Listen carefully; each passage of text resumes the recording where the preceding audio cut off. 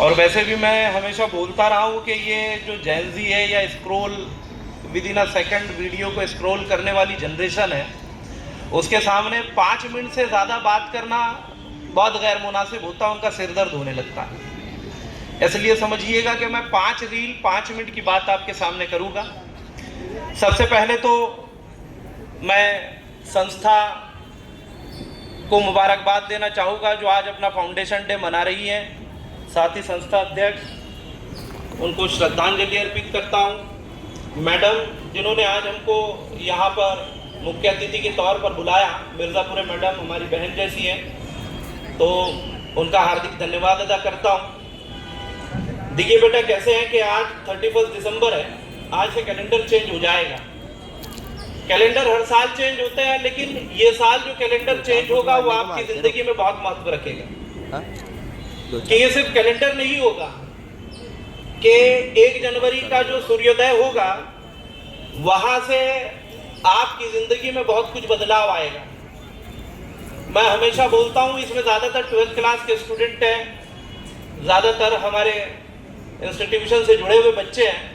मैं हमेशा बोलता हूं कि 12th क्लास बोर्ड एग्ज़ाम ये सिर्फ एक बोर्ड एग्ज़ाम नहीं है, या आपके आइडेंटिटी के लिए या जो भी कि आप इस एग्ज़ाम के थ्रू नीट जेई या किसी भी MHTCT या किसी भी फील्ड में जाते हैं तो ये आपका आइडेंटिटी बन जाएगा कि आपका जो भी नाम हो वो नाम किनारे हो जाएगा। आप डॉक्टर साहब हो जाओगे, आप मास्टर साहब हो जाओगे, आप इंजीनियर साहब हो जाओगे, यानी कि एक नया उपनाम ये 12वीं क्लास का रिजल्ट आपके साथ जोड़ देगा। इसलिए ये रिजल्ट आपकी ज़िंदगी का वो माइलस्टोन होगा जो आपके नाम के साथ कुछ और दूसरे शब्द जोड़ेगा और वो जिंदगी भर आपके साथ जुड़े रहेंगे। इसलिए सिर्फ ये एग्जाम नहीं है, ये आपकी जिंदगी का वो सबसे बड़ा लम्हा है कि जो आपकी जिंदगी को पूरी तरीके से बदल के रख देगा। तो इसलिए मैं समझता हूँ कि इस एग्जाम को बहुत सीरियसली देने की जरूरत है। अब बात की जाए कि अब इसमें 12th क्लास के स्टूडेंट तो फरवरी के 2nd वीक में एग्जाम में शामिल हो जाएंगे। अब बोले सर 1-1.5 महीने ही बचा है, अब इसमें क्या ही एग्जाम की तैयारी की जाए।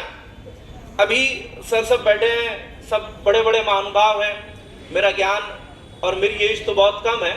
अभी सर दुनिया में या अभी जनरल अभी ट्रेंड चल रहा है, ग्लोम इफेक्ट पर बात हो रही है स्टूडेंट के बीच में। ग्लोम इफेक्ट आप सर्च कीजिएगा, 1 हफ्ते से बड़ा ट्रेंड में। ग्लोम इफेक्ट क्या है तो बोले किसी भी स्टूडेंट के सामने नकारात्मक बात करके, नेगेटिव बात करके उसके हौसलों को पस्त कर देना और उसको जो है कमतर आंकना। बोले मनोविज्ञान की भाषा में इसको ग्लोम इफेक्ट बोला जा रहा है और ये ग्लोम इफेक्ट जो है बच्चों को बहुत ज्यादा प्रभावित कर रहा है और वो परफॉर्मेंस नहीं दे पा रहा।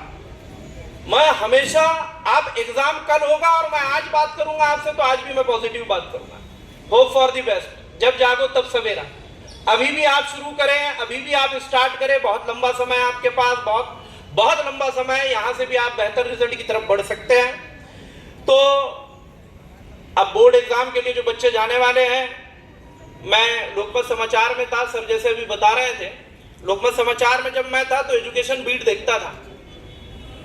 सुबह 11 बजे हमारी स्टाफ मीटिंग हुआ करती थी, एडिटर सर जो है मीटिंग लेते थे, उसके 1 घंटे पहले मैं ऑफिस पहुंच जाया करता था। मैं एक दिन ऑफिस पहुंचा, उसी दिन IIT का रिजल्ट आया। उस समय IIT जो है बड़े शहरों का एग्जाम हुआ करता था। नागपुर में IIT होम करके निशा गुड्डारी मैडम क्लासेस चलाती है, उसके अलावा और कोई क्लास नहीं थी। मॉर्निंग में एक फोन बजा, मैंने फोन उठाया तो वहां से सामने से जो आवाज आ रही थी उन्होंने बताया कि बोले एक बच्चा है जो बजाज नगर में माटे चौक का पेट्रोल पंप है उसके बैक साइड में रहता है और वो टॉप 100 में बोले उसने अपना स्थान बनाया, जबकि उसने कोई कोचिंग नहीं लिया। उस समय IIT चूंकि नागपुर शहर में कोचिंग ही नहीं होती थी, बहुत बड़ा एग्जाम माना जाता था, बड़े शहर जाते थे लोग पढ़ने, कोटा, मुंबई। मैंने मीटिंग में बात रखा तो जो हमारे एडिटर सर थे बोले बड़ी अच्छी न्यूज है, आप जाकर कवर कीजिए। मैं कवर करने के लिए गया। जब मैं कवर करने के लिए गया तो माटे चौक के पेट्रोल पंप के पीछे में उस बच्चे का घर था। भाई जब हम पता पूछकर उस बच्चे के घर पे पहुंचे तो बमुश्किल 10 बाय 15 का उसकी खोली थी, बस इससे ज्यादा बड़ा रूम नहीं था। फिर चर्चा शुरू हुई, बातचीत शुरू हुई, तो पता लगा कि उस बच्चे की माँ जो है, मदर जो है, वो घर घर जाकर काम करती है, जो कपड़ा पोछा बर्तन इसका काम करती है। ये तो बड़ी इंटरेस्टिंग स्टोरी थी। फिर हमने उससे पूछना शुरू करे कि ठीक है, ये तो बड़ा आसान होता है बोलना कि अरे रिजल्ट आ गया, बड़ी मेहनत किया होगा, है ना। उस मेहनत के पीछे कुछ ना कुछ एक वाई शीट होती है, एक रीजन होता है भाई। वो रीजन, वो वाई शीट ही आपको जो है कुछ बड़ा करने पर आमादा करती है। तो उस बच्चे से पूछा गया तो उस बच्चे ने बताया कि मेरी मम्मी, मेरी माँ जहाँ पर काम करती है, उस बच्चे के फादर नहीं थे, मेरी मम्मी, मेरी माँ जहाँ पर काम करती है, उनका बच्चा भी मेरे साथ 10th क्लास का एग्जाम, यानी वो दूसरी स्कूल से था, ये एनएमसी स्कूल से था। बोले वो भी 10th क्लास में था, मैं भी 10th क्लास में था। मेरा रिजल्ट जो है 85% के करीब आया। उस समय 85% लाना बहुत बड़ी बात होती थी, तकरीबन 2009-10 की बात बता रहा हूँ। तो बोले मेरा 85% रिजल्ट आया, जबकि वो जो जहाँ मेरी मम्मी काम करती थी, उस मालकिन का बच्चा जो 10th क्लास में पढ़ता था और बहुत ट्यूशन और ये और वो सब लिया उसने, उसके बावजूद उसका रिजल्ट जो है 60 to 65% ही आया। तो बोले मेरी मम्मी बड़ी खुश हुई। बोले मेरी मम्मी को मैंने उस पूरे जीवन में इतना खुश होता हुआ कभी नहीं देखा। फिर मेरी मम्मी जो है कि अब आगे क्या करना है, ये सब प्रोसेस जो है मैं देख ही रहा था, मैं क्या करना है क्या नहीं, 11th में एडमिशन लेना है, कैसे आगे बढ़ना है। तो बोले मम्मी वहाँ जब काम करने जाती थी तो वो बच्चे के लिए एडमिशन के क्या प्रोसेस चल रहे थे वहाँ से सुन कर आती थी। तो बोले उसके घर पर बात चल रही थी कि ये बच्चों को हम IIT का एग्जाम दिलवाएंगे। तो वो घर पर उसने आकर अपने बेटे को बताई उस जमाने के, बोले बेटा वो IIT का कोई एग्जाम होता है, वो मालकिन का बेटा तो उसकी तैयारी करने वाला है, आप भी इसके बारे में जानकारी हासिल करोगे, कौन सा एग्जाम है। बेटे ने जानकारी हासिल किया तो पता लगा कि ये तो बहुत बड़ा एग्जाम है और इसकी फीस जो है उस समय हजारों रुपए में थी। तो उसने मम्मी को आकर बता दिया, 10th क्लास के बच्चे की क्या ही समझ होती है, जो सुना उसने बता दिया कि माँ ऐसा है, ऐसा इतने 1000 रुपए लगते हैं, ऐसा है, यहाँ क्लास होती है। अब फिर जब वो बता दिया और वो सो गया तो रात में उसको 2:30-3 बजे के समय कुछ आवाज आने लगी। तो उसने उठकर देखा तो उसने देखा कि उसकी माँ जो है पुरानी पेटी निकाल कर कुछ तो भी निकाल रही है और कुछ तो भी काम कर रही है। उसने देखा और फिर वो सो गया। फिर दूसरे दिन सुबह जब उठा और उसने बोला माँ अब एडमिशन का क्या करना है, तो उसकी माँ जो है रोने लगी। बोली बेटा तू गलत घर में जन्म ले लिया, तू तो बहुत टैलेंटेड है, तू बहुत अच्छा पोटेंशियल रखता है, लेकिन तूने गलत घर में जन्म ले लिया, मेरे पास पैसे नहीं है तुझे इतना बड़ा कोर्स करवाने के लिए। और उसके सामने रोने लगी। जब भाई उसके सामने रोने लगी तो वो जो बच्चा था भाई उसको बड़ा जो है बेचैनी हो गई कि अरे मेरी माँ जो है इसलिए जो है रोना रो रही है कि उसके पास पैसे नहीं है, अब तो मेरे को इस एग्जाम को जो है किसी भी हाल में क्रैक करके दिखाना हो। बस उसको जुस्तजू में लग गया। उसने जो है इधर उधर हाथ पैर मारा। सदर में गांधी लाइब्रेरी है, वो लाइब्रेरी पहुंचा, वहां लाइब्रेरी ज्वाइन कर लिया। इत्तेफाक से वहां पर एक UPSC की तैयारी कर रहे थे तो वो IIT की क्लासेस लेते थे, वो वहां मिल गए उसको। भाई उन्होंने उसको गाइड करना शुरू किए, क्या पढ़ना है, कैसे पढ़ना है, और बगैर ट्यूशन क्लास से सिर्फ उतने से गाइडेंस में वो बच्चा पढ़ना शुरू कर दिया। फिर उसने बताया कि वो इतने देर पढ़ता था, ऐसा करता था, वैसा करता था। मैं बोला भाई ठीक है, बच्चे तो जो है बड़े जोश से जो है ना चीजों को स्टार्ट कर देते हैं, लेकिन उस चीज को कंसिस्टेंसी के साथ बरकरार रखना, कंटिन्यू करते रहना एक बड़ा चैलेंज होता है। इसके लिए आप क्या करते थे? तो उसने बोला कि मैं जिस भी पुस्तक को पढ़ता उस पुस्तक की कीमत देख लेता, और अगर वो पुस्तक 600 रुपए की है तो मेरे माँ का ये एक दिन का कितना, अगर वो लोगों के घर पर जो है झूठे बर्तन साफ करती है, वो जो मालकिन है उसको हिदायत रही है, वो मालकिन उसको डांट रही है, मेरी माँ को बुखार है फिर भी वो काम करने जा रही है कि कहीं पैसे न कट जाए, तो मैं देखता हूँ कि एक दिन की इसकी जो रोजंदारी है, वो जो काम कर रही है, वो कितने रुपए बैठती है? तो बोले 40 रुपए 50 रुपए बैठती है। बोले मैं वो जो बुक का रेट होता उसको उससे डिवाइड कर लेता और देखता कि ये मेरी माँ की कितने दिन की कमाई की बुक है, और बोले मैं दिलो जान से भिड़ जाता है इसमें कि जितने दिन की मेरे माँ की कमाई की ये बुक है ना, मैं उतने दिन में इस बुक को खत्म करूंगा। बोले पहले बड़ा चैलेंज आया कि 600 रुपए की बुक थी, 50 रुपए के हिसाब से वो जो है 12 दिन में खत्म होना चाहिए, लेकिन नहीं होती थी, महीना लगता था, 1.5 महीना लगता था। लेकिन धीरे धीरे धीरे धीरे धीरे बोले कई महीने गुजरने के बाद एक समय ऐसा आया कि जितने की पुस्तक होती मेरी माँ की रोजंदारी के हिसाब से वो जितने दिन में बैठती वो उतने दिन में मैं खत्म कर देता। तो इस तरीके से उसने भाई इतना बड़ा एग्जाम, IIT का एग्जाम भी इतना बड़ा एग्जाम माना जाता था, जो है भाई उसने सिर्फ एक गाइडेंस बगैर ट्यूशन क्लासेस से आसानी से क्रैक कर दिया और टॉप 100 में उसको जगह मिली। भाई फिर उसके बाद जो है उसका IIT मद्रास में एडमिशन हुआ और उसके बाद तो जो है भाई उसने बेहतरीन जो है तरीके से इंजीनियरिंग किया। जब 6-7 साल बाद लोकमत समाचार ने एक स्टोरी चलाया कि जो बच्चे 12th क्लास या 10th क्लास में टॉप किए थे वो आज कहाँ पर है, तो वो अमेरिका में किसी कंपनी में बड़े ओहदे पर था भाई, और उस समय जो है लाखों रुपए में जो है उसका पैकेज था। तो इस तरीके से होता है, आपको आपकी पढ़ाई से इमोशनली जुड़ना पड़ेगा और वो जुड़ना जरूरी है ना।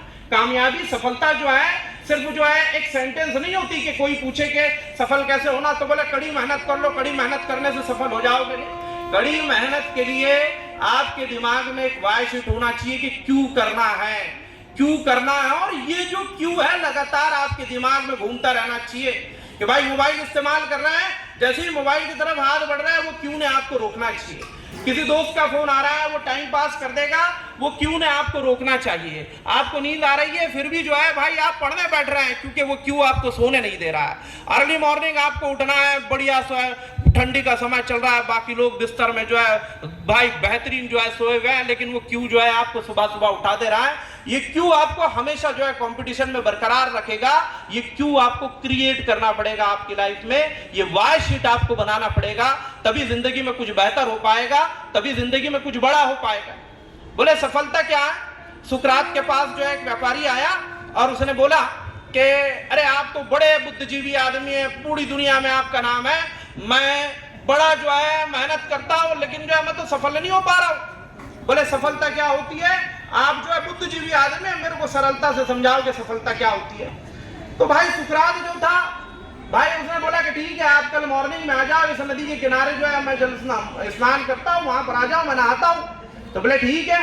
तो भाई वो दूसरे दिन जो है वो व्यापारी जो है उस नदी के किनारे पहुंच गया, देखा तो जो है सुकरात नदी के बीच में जो है नहा रहा था। उसने बोला व्यापारी को कि ठीक है तुम भी आ जाओ। भाई नदी के अंदर वो व्यापारी चला गया तो वो बोला कि आप जानना चाहते हो सफलता कैसे हासिल की जाती है। बोले सफलता हासिल करने के लिए कितना जोश होना चाहिए वो जानना चाहते हो। बोले हाँ। तो भाई उसने क्या किया, सुकरात ने उस व्यापारी के हाथ जो है पीछे जो है हल्की रस्सी से बांध दिया और बोला ठीक है देखो अब मैं डेमो देता हूं कि सफलता किस तरीके से हासिल की जाती है। और उसने जो है उस व्यापारी के जो है सर को जो है अपने दोनों हाथों से पकड़ा और पानी के अंदर डुबा दिया। अब भाई पानी के अंदर डुबा दिया। अब व्यापारी जो है कुछ मिनट कुछ लम्हों तक के कुछ सेकंड तक के अपनी सांस रोक सकता था और सांस रोका। अब जो है भाई वो तड़प रहा है। भाई उसकी बॉडी को ऑक्सीजन की रिक्वायरमेंट है, उसकी बॉडी को उसके दिमाग को ये मैसेज पहुंच चुका है कि अगर हमने एफर्ट्स नहीं लगाए तो मर जाएंगे, अगर हमने कोशिश नहीं की तो मर जाएंगे, अगर मैंने प्रयत्न नहीं किया, अगर मैंने प्रयास नहीं किया तो जीवन का अंत है। और भाई वो जो है पूरी एनर्जी के साथ बॉडी में उसकी जितनी एनर्जी है उसके साथ जो है अपने हाथों को खोलने का प्रयास करने लगा। और भाई उसके हाथ खुले और उसने जो है पूरी एनर्जी के साथ अपने सर को जो है पूरी ताकत के साथ जो है पानी के बाहर निकाला और सुकरात को बोला कि अरे तुम पागल हो गए हो क्या, ये क्या कर रहे हो। तो बोला कि इस पानी में जो है ना जीवन की जितनी शिद्दत से तुम्हारी आत्मा को तलाश थी उसी शिद्दत से आपको जो है सफलता की तलाश होना चाहिए। तब व्यक्ति सफल होता है, तब आदमी सफल होता है। तो इतनी शिद्दत आपके पास रहना चाहिए। ये शिद्दत कब होती है, तो मैं बोला कि एक वाई शीट बना के रखिए। वो वाई शीट आपको जो है कंपटीशन में हमेशा बरकरार रखेगी, हमेशा बना के रखेगी। ज्यादा समय नहीं लूंगा, धूप भी बढ़ रही है। और देखिए जिस तरीके से अभी यहाँ धूप बढ़ रही थी तो कुछ बच्चों ने अपनी चेयर छांव में लेकर आ गए। भाई ये चीजें समझती है आपको, है ये चीजें समझती है कि अगर धूप पड़ रही है तो आपको अपनी चेयर को उठाकर छांव में ले जाना पड़ेगा। याद रखिए कि ये बदलते हुए कैलेंडर के साथ अगर आपने अपनी दिनचर्या नहीं बदले, डेली रूटीन नहीं बदले, ये जिस धूप से आप कुछ मिनटों में परेशान होकर अपनी चेयर बदल रहे थे ना, ये आपकी किस्मत बन जाएगी कि आपको धूप में जो है ना पसीना बहाना पड़ेगा, लेकिन जो है आपके पास एक ऑल्टरनेट नहीं होगा कि आप अपनी जगह छोड़ सके, है ना। या आप स्टडी टेबल पर तय करते हैं कि आपको क्या मेहनताना दिया जाए, है ना। बड़े अभी पाखोड़े सर का जिक्र हो रहा था तो न्यूरो सर्जन थे शहर के बड़े, उनकी डेथ हो गई, हम श्रद्धांजलि अर्पित करते हैं, है ना। बड़े बड़े डॉक्टर्स मौजूद हैं शहर में। भाई आप जाइए, 1 मिनट 2 मिनट आपके डॉक्टर केबिन में जाने से पहले ही आपका पूरा मेडिकल वो ले लिया जाता है। और फिर जब आप डॉक्टर के सामने जाते हैं तो वो 2-4 जुमलों में बात करते हैं ना, कंसल्टिंग फीस आपसे 2000 1500 ले लेते हैं। भाई उसका एजुकेशन तय कर रहा है कि उसका 1.5 मिनट 2 मिनट जो है ना 1500 रुपए में बिकेगा। और एक मजदूर होता है ना, वो सुबह से पसीना बहाता है, 10 बजे पहुंचा, उसने रेती उठाने का काम किया, ईंट उठाने का काम किया, और 6 बजे तक के वो लगातार उस काम में भिड़ा रहा। सबसे ज्यादा मेहनत का काम कर रहा है वो, लेकिन उसको सिर्फ 600 रुपए मिल रहा है। तो ये आप स्टडी टेबल पे तय करते हैं कि आपको पूरे दिन के 600 रुपए दिए जाए, कि आपके 2 मिनट के आपको जो है 1500 2000 रुपए दिए जाए, और वो तय करने का काम ये बदलता हुआ कैलेंडर आपकी लाइफ में करेगा। अभी भी 1.5 महीने बाकी है, बेहतरीन जुड़ जाइए, बेहतरीन तरीके से जुड़ जाइए। जैसे मैंने बोला कि जिस तरीके से ऑक्सीजन की जरूरत जो है उस डूबते हुए व्यक्ति को जो है भाई पूरी एनर्जी के साथ खड़ा करती है, उसी तरीके से पूरी एनर्जी के साथ दोबारा खड़े हुई। कल 1 जनवरी का सूर्योदय आपके जीवन में बेहतरीन रिजल्ट के लिए एफर्ट्स लगाने वालों की दिशा में ले जाने वाला होना चाहिए। कोशिश कीजिए, कोशिश करोगे तो होगा, नहीं तो क्या है, आप इसी तरीके से जो है भाई ढेर सारे बच्चे आते हैं, ढेर सारे बच्चे चले जाते हैं। बोला कि कौन कामयाब हुए, जिन्होंने सोचा। बोले कौन कामयाब, अब जब यहां पर बात की जा रही है, कुछ बच्चे मोबाइल में भी लगे, कुछ उठकर भी चले गए ना भाई। जब सोचने का सामने से इन्विटेशन दिया जाता है तो ये जेन ज़ी भागना शुरू कर देता है। उनको बोलते हैं सोचो, तो वो जानते हैं। अभी मैं बोल रहा हूँ कि पढ़ाई करो, अब जब वो कल पढ़ने बैठेंगे ना, उनके सामने सबसे बड़ी समस्या होगी कि इतनी बड़ी टेक्स्ट बुक है, क्या पढ़ा जाए। वो भागना शुरू कर देंगे। अरे ठीक है, कल से शुरू करना ना, ठीक है, टेक्स्ट बुक बहुत बड़ी होगी, आप शुरू तो कीजिए। आप दिन भर बैठेंगे, कसम खाकर बैठ जाइए कि 6 घंटे उठना नहीं है, 4 घंटे उठना नहीं है। अपने मम्मी पापा की फोटो वहां लगा कर रखिए और सोचिए कि अगर आप कामयाब हो गए ना, इन चेहरों पर क्या एक्सप्रेशन होगा, इन पर क्या खुशी होगी। और उस फोटो को जो है हमेशा देखते रहिए कि अगर आप नाकामयाब हुए तो इन चेहरों पर क्या मायूसी होगी। किसी दूसरे के बच्चे रिजल्ट लेकर आ जाए, आप रिजल्ट ना लेकर आए, तो इन माँ बाप को कितनी नाउम्मीदी होगी। ये सोचते रहिए, ये दिमाग में दोहराते रहिए, ये वाई शीट आपको हमेशा जिंदा रखेगी। मैडम ने बोलने का मौका दिए, मैं आभारी हूँ। वैसे तो अल्ताफ सर जानते हैं कि हम लोग इतने व्यस्त तो होते हैं, आज तो ट्यूशन की छुट्टी देकर आना पड़ा यहाँ पर, क्योंकि मैडम मिर्ज़ापुर मैडम लगातार फ़ोन कर रहे थे। मैडम ने बोलने का मौका दिया, इसके लिए मैं आभारी हूँ। जैसे बात चल रही थी कि रामनवमी के दिन एजुकेशन सोसाइटी की स्थापना की गई है ना। सभी धर्मों में जितनी माइथोलॉजी है, सब जगह कुछ ना कुछ सीखने वाला है, कुछ ना कुछ अंश ज़रूर रहता है। ये तो वासुदेव कुटुंबकम की हमारी संस्कृति है कि पूरा विश्व, पूरा जगत जो एक परिवार है ना।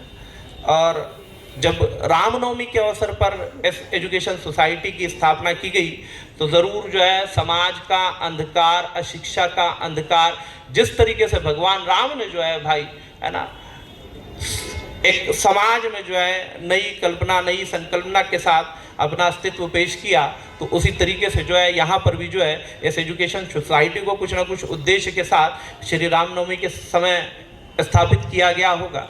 और मैं समझता हूँ कि बहुत हद तक के ये सोसाइटी अपने जो भी उद्देश्य तय किए गए थे उसमें सफल हुई होगी। मैं बहुत शुभकामनाओं के साथ ये मन छोड़ता हूँ। जैसा मैंने बोला कि वासुदेव कुटुंबकम की ये धरती है, तो रामनवमी पर इस एजुकेशन सोसाइटी की स्थापना हुई थी। इकबाल अशर का एक बड़ा अच्छा शेर है ना, कि दया अगर लिखने बैठूँ तो होते हैं अनुवादित राम, दया अगर लिखने बैठूँ तो होते हैं अनुवादित राम, रावण को भी नमन किया, ऐसे थे मर्यादित राम। नमस्ते। थैंक यू सर, आपके मोटिवेशन के लिए। और